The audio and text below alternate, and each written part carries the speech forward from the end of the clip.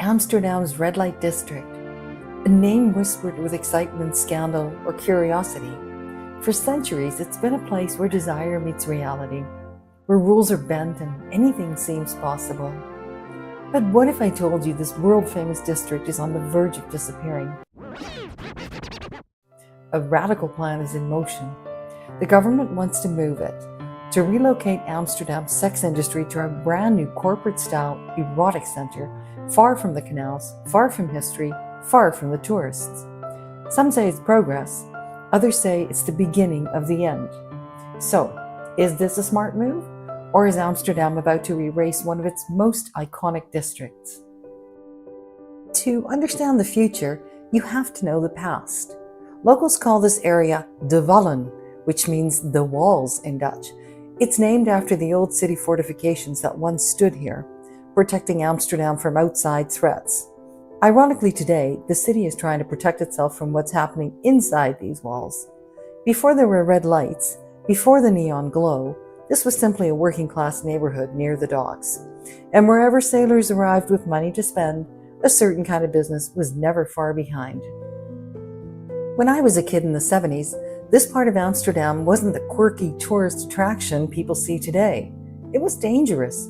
The Red Light District wasn't just about prostitution. It was a hotspot for crime, drugs, and violence. Heroin addiction was at an all-time high.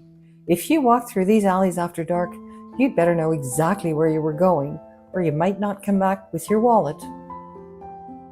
But Amsterdam wasn't about to let its historic center rot. In the late 70s, Mayor Wim Polak launched a plan to clean up De Wallen.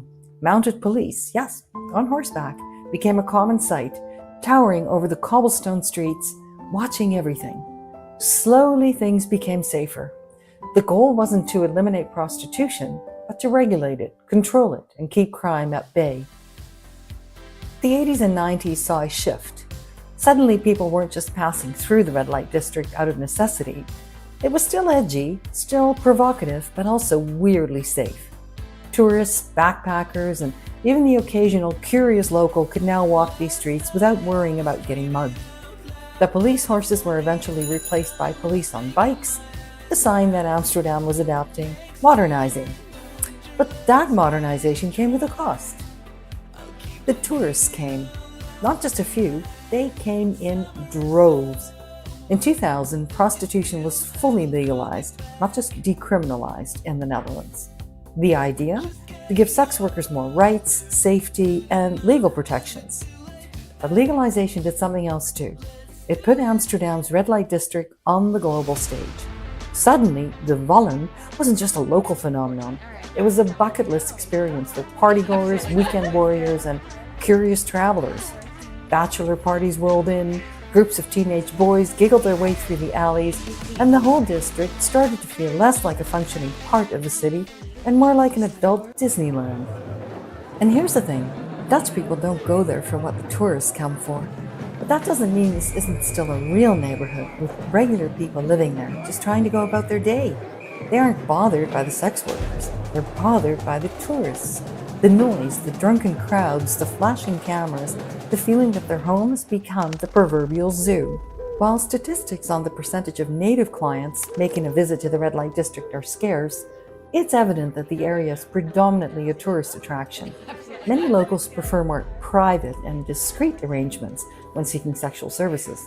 Options such as escort services, private clubs, and other venues outside the city center are favored by Dutch clients. This preference allows them to maintain anonymity and avoid the bustling tourist area. The emphasis on discretion reflects a cultural inclination towards privacy in personal matters. And step out of your front door in the Wallen and you might have a tour group blocking your path, a bachelor party yelling across the canal, or someone openly relieving themselves in an alley. This isn't about sex work. It's about how tourism has taken over. The city has tried to push back. They've banned public weed smoking in the Red Light District, but it doesn't change anything. And now the government is saying enough. The city is tired of the chaos, the rowdy tourists, the streets packed with drunk foreigners treating the Red Light District like a theme park. Their solution? Move out of the city center, away from the canals, to a brand new, purpose-built erotic center. Sounds futuristic, right? They want to replace the Wallen with a glass and steel building, far from the historic core. Clean, controlled, professional. It's meant to be safer, more modern. But will it have the same draw? Will tourists travel outside the city just to see it? And more importantly, do sex workers actually want this? Sex workers say this move will push them further into the shadows.